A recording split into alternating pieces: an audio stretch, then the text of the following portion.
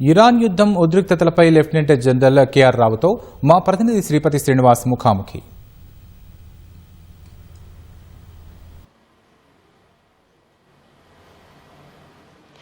ఇరాన్లో భీకర యుద్ధం కొనసాగుతుంది.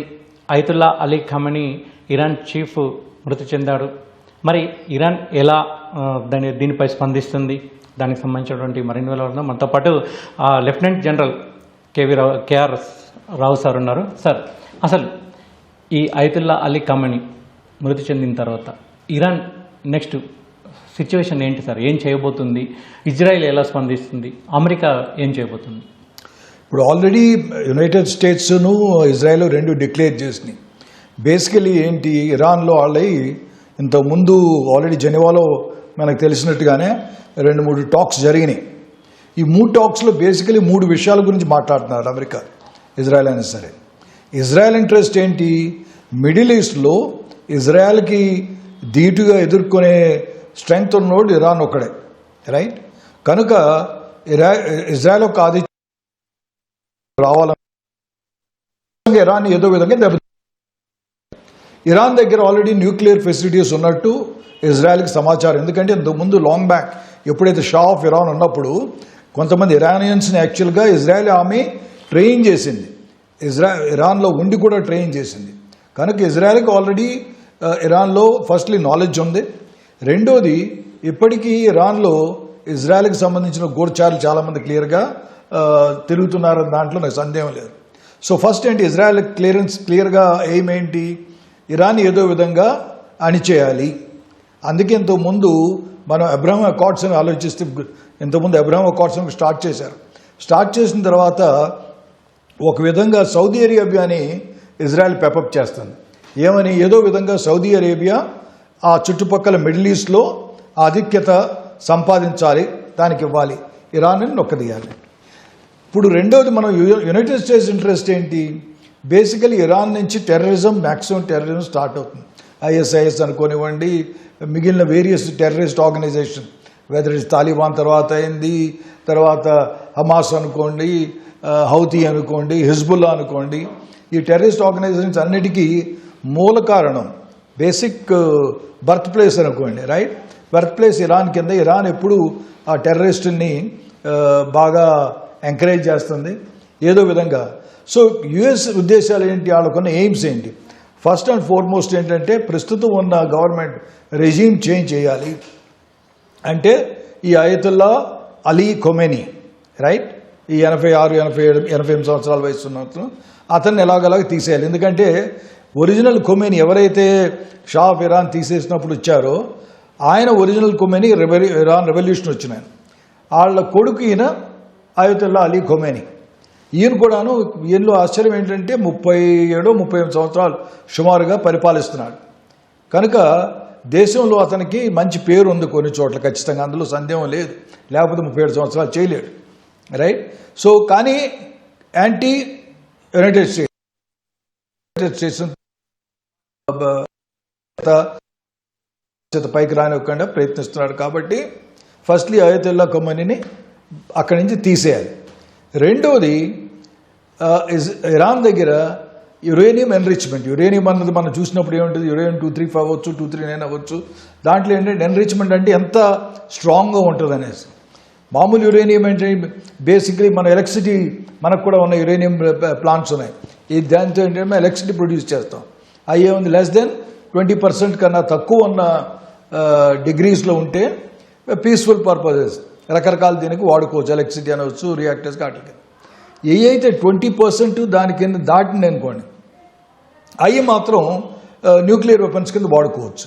సో సెకండ్ రిక్వైర్మెంట్ ఏంటి, యునైటెడ్ స్టేట్స్ అంది, మీ దగ్గర ఎన్రిచ్మెంట్ అంటే లో గ్రేడ్ తీసుకుని హై గ్రేడ్ చేసే ఒక ప్లాంట్స్ ఉన్నాయి, ఆ ప్లాంట్స్ మాత్రం కంప్లీట్గా మూసేయాలి, హై గ్రేడ్ చేయాల్సి. మీకు అవసరం ఏంటి, మీకు దీంతో అవసరం లేదు, మీరు మామూలుగా వాడుకోవాలనుకుంటే లో గ్రేడ్ వాడచ్చు కదా. సో సెకండ్ థింగ్ ఏమన్నారు, యురేనియం ఎన్రిచ్మెంట్ ప్లాంట్లు అక్కడే తీసేయాలి.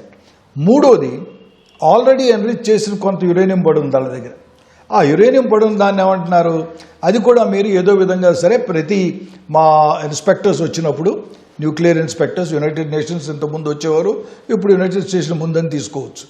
వాళ్ళు వచ్చి ఇన్స్పెక్ట్ చేసి డిక్లేర్ చేస్తారు, దాన్ని డిగ్రేడ్ చేయడం అనేది జరుగుతుంది, లేకపోతే ఏదో ఒక విధంగా డిస్పోజ్ చేయాలన్నట్టుగా ప్రయత్నిస్తారు. రైట్. సో 4 ఇంకేమన్నారు, న్యూక్లియర్ దీని రీసెర్చ్కి సంబంధించిన కొన్ని ఇంపార్టెంట్. సో ఎప్పటి వరకైతే యునైటెడ్ స్టేట్స్ యొక్క స్ట్రాటజిక్ టార్గెట్స్, రైట్, దీన్ని బేసికలీ మనం స్ట్రాటజిక్ టార్గెట్స్ అనొచ్చు, ఏ అయితే అతి ముఖ్యమైన టార్గెట్స్, ఆ టార్గెట్స్ని పూర్తిగా తీసేసే వరకు, రెజీమ్ గవర్నమెంట్ మార్పు తెచ్చే వరకు యునైటెడ్ స్టేట్స్ ఖచ్చితంగా ఇంట్రెస్ట్ ఉంటుంది. కనుక నేను అనుకోవటం ఏంటంటే ప్రస్తుత పరిస్థితి, ఈ యుద్ధం కొనసాగుద్ది కొన్నాళ్ళు, 1 వారం 10 రోజుల వరకు ఈజీగా. ఎప్పటి వరకు అయితే యునైటెడ్ స్టేట్స్కి ఇజ్రాయెల్కి వాళ్ళ అనుకున్న విధంగా టార్గెట్స్ని న్యూట్రలైజ్ చేయగలిగే వరకు, గవర్నమెంట్ మార్చే వరకు ఏదో విధంగా ఖచ్చితంగా ప్రెషర్ పెడతారు.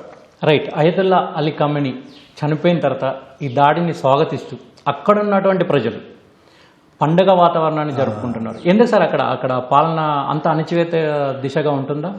అంటే ఇప్పుడు ప్రస్తుతం ఏమేం జరిగిందంటే, ఒక దురదృష్టవశాత్తు ఇరాన్లో ఎకానమీ కూడా చాలా దెబ్బతింది. ఎందుకు దెబ్బతింది? ఇరాన్ మీద ఎన్నో ఆకాంక్ష రిస్ట్రిక్షన్స్ పెట్టారు యునైటెడ్ స్టేట్స్. అందుకే ఇంతకుముందు ఇరాన్ ఫ్రీగా అమ్ముకుంటున్న ఆయిల్ ఇంతకుముందులాగా అమ్ముకోలేకపోతుంది. ఆఫ్టర్ ఆల్ బేసికలీ ఇరాన్ మనం చూస్తే ఆయిల్ రిచ్ నేషన్, ఆయిల్ మీద కంప్లీట్ ఎకానమీ ఆధారపడింది. ఎప్పుడైతే ఆయిల్ ఎక్స్పోర్ట్స్ బంద్ చేశారో దాన్ని బట్టి ఇరాన్ ఎకానమీ చాలా దెబ్బతింది. ఇరాన్ ఎకానమీ దెబ్బతింటంలో ఏమైందంటే ప్రస్తుత ప్రజానీకానికి, రైట్, బేసిక్ కమ్యూనిటీస్ కూడా తక్కువ అవుతున్నాయి. రైట్. ఆ తక్కువ అవుతున్న తరుణంలో అమెరికా ఏం చేసింది, ఇన్ఫర్మేషన్ వార్ఫేర్ అనుకోండి, అందులో కొంతమంది ఎవరైతే already the citizens, A citizens అయితే ఈ కష్టాలని ఎదుర్కొంటున్నారో వాళ్ళు ఒక విధంగా రేపెట్టింది వాళ్ళని. సో ఇంటర్నల్ రైఫ్ మొదలుపెట్టింది. ఇంటర్నల్ రైఫ్ ఎందుకు మొదలుపెట్టింది?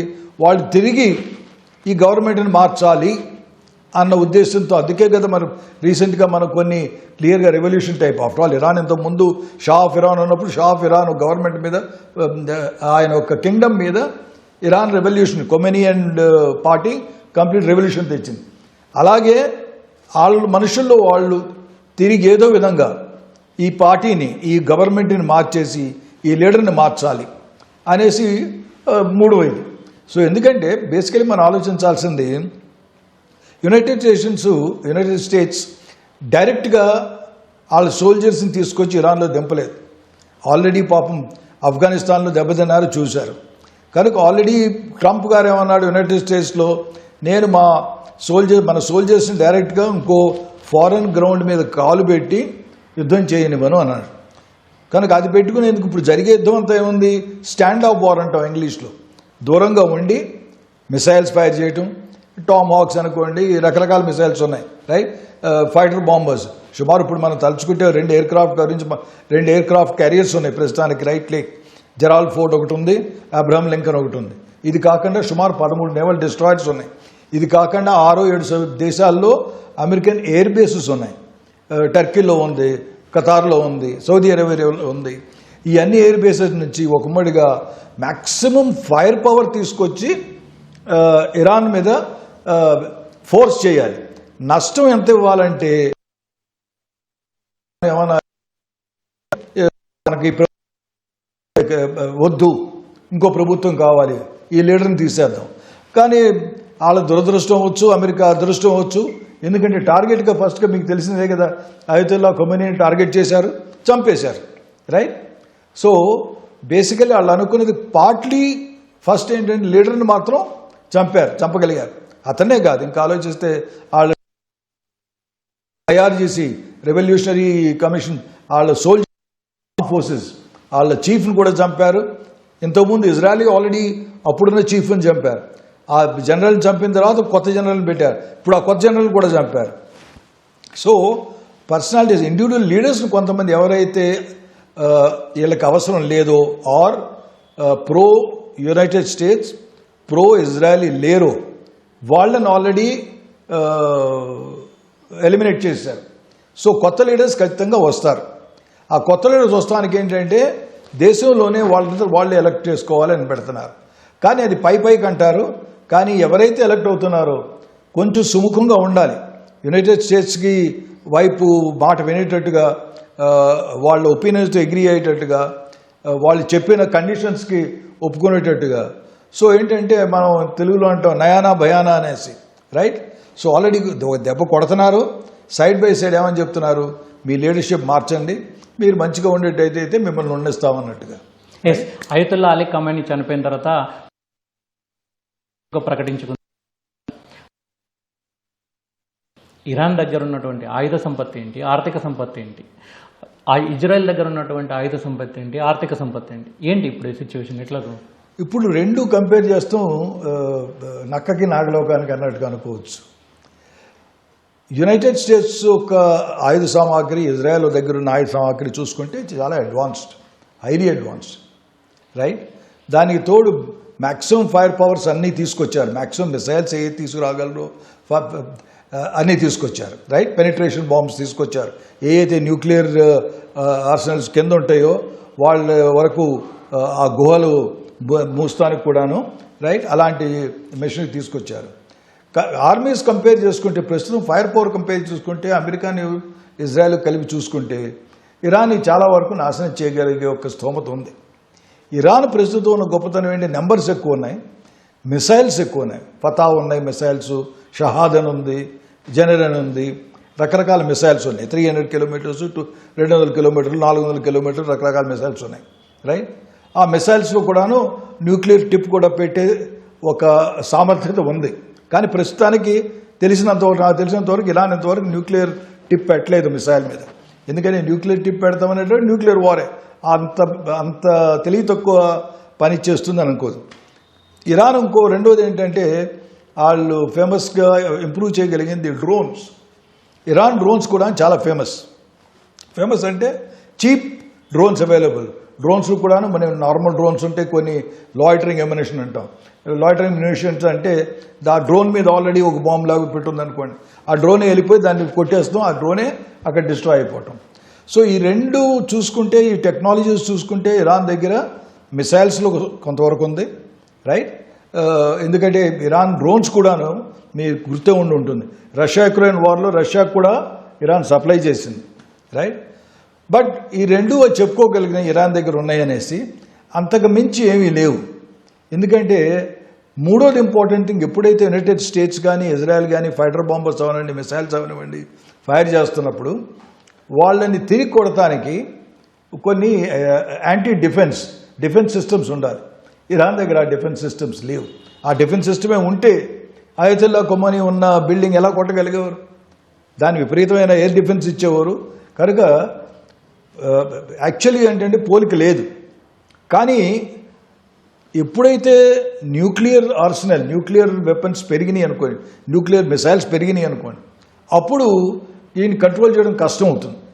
అది అది ఆలోచించి ఏం చేశారు ఇజ్రాయెల్ వాళ్ళు, అంత పవర్ వచ్చే వరకు, ఆ పవర్ వచ్చే లోపల ఏదో విధంగా ఇరాన్ని నాశనం చేయాలి. సో ప్రస్తుతం ఫోర్స్ లెవెల్స్ కానీ మిసైల్స్ కానీ చూసుకోగలిగితే, వాళ్ళ స్తోమత చూసుకోగలిగితే Arab Israeli are far ahead. Iran దగ్గర అంత స్తోమత లేదు. కాదు ఇరాన్ ఏం చేస్తుందంటే ఉన్న చీప్ వెపనరీ మిసైల్స్ వాడుకుంటూ కొంత టైం గెయిన్ చేస్తుంది. నేను అనుకోవడం టైం గెయిన్ చేస్తే ఏం చేస్తుంది, త్రూ కటార్ కానీ, త్రూ యునైటెడ్ యుఏఈ కానీ, త్రూ సౌదీ అరేబియా కానీ, ఏదో విధంగా యునైటెడ్ స్టేట్స్తో కానీ ఇజ్రాయెల్తో కానీ ఒక ఒప్పందాలకు వద్దాం, రైట్? సో ఈ 4-5 డేస్లో నేను అనుకోవటం అంటే మనం చాలా మార్పులు చూడబోతున్నాం. ఒకటేంటి, ఆల్రెడీ మీరు అన్నట్టుగా అయతుల్లా ఖమేనీ కొడుకు ఆల్రెడీ డిక్లేర్ చేశారు, వాళ్ళ మనవాడు కూడా యాక్చువల్లీ రేస్లో ఉన్నాడు. దాని తర్వాత దాన్ని క్లియర్గా ఇప్పుడు ఏంటి, వాళ్ళ అసెంబ్లీ ఆఫ్ ఎక్స్పర్ట్స్ అంటారు, మన లోక్సభ రాజ్యసభ లాగానే వాళ్ళకి అసెంబ్లీ ఆఫ్ ఎక్స్పర్ట్స్ ఉంటారు, 88 మంది వాళ్ళు గ్యాదర్ అవ్వాలి, క్లియర్ చేయాలి. వాళ్ళకన్నా ఇంపార్టెంట్ ఏంటి, ఇరానియన్ ఆర్మ్ ఫోర్సెస్ కూడా ఇందులో ఇన్వాల్వ్ అవుతాయి, డైరెక్ట్గా ఇండైరెక్ట్గా ఎవరు బాస్గా ఉండాలనేసి, రైట్? సో ఆల్రెడీ ఇంతకుముందు ఊహించిన విధంగానే జరగవచ్చు. ఎందుకంటే వాళ్ళ అబ్బాయి కూడాను ఆయన 88 సంవత్సరాలు, ఈ కొడుకేమో 56 సంవత్సరాలతో is quite seasoned politician, already చుట్టుపక్కల అందరికీ కనెక్షన్స్ ఉన్నవాడు. సో ఇన్ ఆల్ ప్రాబిలిటీ మార్పు జరిగిపోతుంది. మార్పు జరిగిపోయిన తర్వాత ఎప్పుడైతే స్ట్రాటజిక్ టార్గెట్స్ క్లియర్ కట్గా డిస్ట్రాయ్ చేయగలుగుతారు యుఎస్, అప్పటి వరకు ఇరాన్ ఏంటంటే ఇమీడియట్గా ఎంత త్వరగా వీళ్ళతో సంధి చేయగలిగితే చేద్దాం. ఎందుకంటే మోర్ అండ్ మోర్ డిస్ట్రక్షన్ అవుతుంది, ఎందుకంటే అప్పుడు ఇంకా డిస్ట్రాయ్ అవుతాయి. కనుక ప్రస్తుతం ఉన్న పరిస్థితుల్లో ఏంటంటే their back is against wall ఉంటామే. ఎలుకనైనా సరే అలా కొడుతుంటే ఒక్కోసారి ఎంతవరకు అది ఆగగలదు. అది చూసుకుంటే అనుకోండి ఇరాన్ అంత తెలివి తక్కువగా చేయదు, ఫుల్ ఫ్లెడ్జ్ వార్ చేయలేదని తెలుసు. ఇంకొక విషయం, సారీ, ఈ టైంలో మనం ఇంకోటి ఇంట్రెస్టింగ్ థింగ్ మనం ఆలోచించాల్సిందంటే రష్యా కూడా ఇరాన్కి వచ్చి హెల్ప్ చేసే పరిస్థితుల్లో లేదు. చైనా ఇంటర్ఫియర్ అవ్వదు, నార్త్ కొరియా ఇంటర్ఫియర్ అవ్వదు. సో ఇలాంటి పరిస్థితుల్లో ఎన్నుకోవడం ఏంటంటే ఇరాన్ ఏదో విధంగా కొంతవరకు తన ఫేస్ సేవింగ్ అంటామే, ఫేస్ సేవింగ్ అంటే మరీ అన్యాయంగా ఓడిపోయినట్టుగా చూపించకుండా సో యుఎస్తోనూ ఇజ్రాయెల్తోనూ దెబ్బలాడుతూనే రెజ్యూమ్ చెప్పండి. ఇప్పుడు ఇరాన్ మీరు అన్నట్టు ఈ దుబాయ్ కావచ్చు, యుఏఈ కావచ్చు, కొన్ని కీలక స్థావరాల్లో కూడా మిషల్స్ తోటి, డ్రోన్స్ తోటి దాడులకు దిగబడుతుంది. ఇప్పటికే ఎయిర్ బేస్ను దుబాయ్ పూర్తిగా మూసివేసింది. ఇలాంటి సిచ్యువేషన్లో అరబ్ వాళ్ళు ఏం చేయబోతున్నారు? Arab square peg in round whole, ప్రస్తుతం చాలా తిరకాటమైన స్థితిలో ఉన్నారు వాళ్ళు, రైట్? ఎందుకంటే బేసికలీ మనం చూడాల్సింది ఇరాన్ ఈజ్ షియాస్, మిగిలిన ఈ చుట్టుపక్కల దేశాలన్నీ ఉంది సున్నీ మెజారిటీ, రైట్? సో వాళ్ళకి ఎలాగో ఇరాన్ని తగ్గించాలన్న ఉద్దేశం మొదటి నుంచి ఉంది. దో ఆఫ్ కోర్స్ మిగిలిన దేశాల్లో కూడాను కొంత పర్సెంట్, చాలా 10%, 15% ఉన్నారు. కనుక మిడిల్ ఈస్ట్లో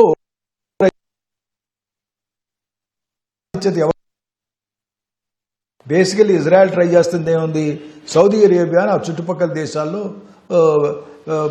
ఆధిక్యత ఇవ్వాలని ప్రయత్నిస్తుంది. ఇరాన్ ఏమో దానికి అగేన్స్ట్గా దెబ్బలాడుతుంది.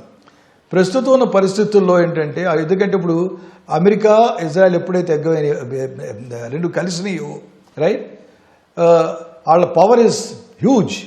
దానికి తోడు ఇప్పుడు ఏంటంటే మన దరిద్రం అనుకోండి, ఏమనుకోండి, ఆ ట్రంప్ గారు ఎలాంటి డిసిషన్ తీసుకుంటారో ఎవరికి తెలియదు, రైట్? సో ఇలాంటి సందిగ్ధతలో ఉన్నప్పుడు ఆ అరబ్ దేశాలు నేను అనుకోవటం ఏంటంటే ఆల్రెడీ ఇంతవరకు ఎవరు అమెరికన్ ఎయిర్ బేసెస్ తీయలేదు. ఉన్న ఎయిర్ బేసెస్ అన్నీ అక్కడే ఉంచారు. సౌదీ అరేబియాలో ఉంది, ఖతార్లో ఉంది, టర్కీలో ఉంది, రైట్? సో ఇలా లెబనాన్లో ఉంది, జోర్డన్లో ఉంది. ఇలాంటి దేశాలన్నింటిలో ఎయిర్ బేస్ మెయింటైన్ చేస్తున్నారు. కాబట్టి ఏదైతే యుఎస్ఏ, ఇజ్రాయెల్ వాళ్ళకి మద్దతు ఇస్తాయి, తర్వాత ఈ ఇరాన్ నేను కూడా పెద్ద డ్యామేజ్ చేయలేవు. చివరిగా క్రూడ్ ఆయిల్ పరిస్థితి ఏం సార్? ఎందుకంటే సిచ్యువేషన్ అంతా కూడా క్రూడ్ ఆయిల్ మీద ఆధారపడి ఉంటుంది. మన భారత్ కూడా క్రూడ్ ఆయిల్కు సంబంధించినటువంటి ఆర్థిక పరిస్థితి ఎట్లా ఉండబోతుంది సార్? అసలు ఖచ్చితంగా దాని మీద ఎఫెక్ట్ పడుతుంది. ఎందుకంటే it is common sense that ప్రపంచం అంతా బేసికలీ క్రూడ్ ఆయిల్ మీద ఆధారపడింది. స్ట్రైట్ ఆఫ్ హోర్మూజ్ చూసారు ఆల్రెడీ. ఇంతకుముందు ఇరాన్ ఏమని చెప్పింది, స్ట్రైట్ ఆఫ్ హోర్మూజ్ సన్న నేరో ఇది ఉంది, అక్కడ షిప్పింగ్ కారిడార్, దాన్ని కూడా బంద్ చేస్తాం, ఒక నేవీని పంపిస్తామని కూడా చెప్పింది. కనుక మేబీ నేను అనుకోవటం ఒక 2 వారాలు కష్టమైన పరిస్థితి ఉంటుంది. యుఎస్ కూడా తెలుసు ఎక్కువ కాలం ఈ క్రూడ్ ఆయిల్ని కూడా మనం ఇచ్చేసినా సరే. ఆల్రైట్, ఇప్పుడు రీసెంట్గా యునైటెడ్ స్టేట్స్ అదృష్టం ఏంటంటే వెనెజులా ప్రెసిడెంట్ని తీసేసి వెనెజులా ఆయిల్ మేము ఇస్తాం, యుఎస్ఏ కూడా మేము అమ్ముతాం అని చెప్తుంది. రష్యన్ ఆయిల్ మీద కూడా ఆల్రెడీ ఆంక్షలు పెట్టింది. సో ప్రపంచం అంతా ఒక విధంగా చూసుకుంటే పవర్ క్రైసిస్లో గజగజలాడిపోతుంది. ఈ టైంలో మరీ ఎక్కువ కాలం ఇరాన్ని నొక్కేసి ఉంచేసి క్రూడ్ ఆయిల్ ప్రపంచానికి అవైలబిలిటీ తగ్గిస్తాం కూడా అంత మంచి పరిస్థితి కాదు. నేను అనుకోవటం ఈ పరిస్థితిని ఎక్కువ కాలం కూడా యునైటెడ్ స్టేట్స్ కొనసాగించదు. Right sir, thank you. ఇది మొత్తానికైతే ఇరాన్ యుద్ధం అయితే దీని ప్రభావం ఖచ్చితంగా క్రూడ్ ఆయిల్ మీద కూడా పడుతుందని, దానికి సంబంధించినటువంటి అంశాల మీద చర్యలు తీసుకోవాలని కూడా కేఆర్ రావు సార్ అభిప్రాయపడుతున్నారు. కెమెరామెన్ కేవీ రావుతో శ్రీనివాస్, ఈటీవీ న్యూస్.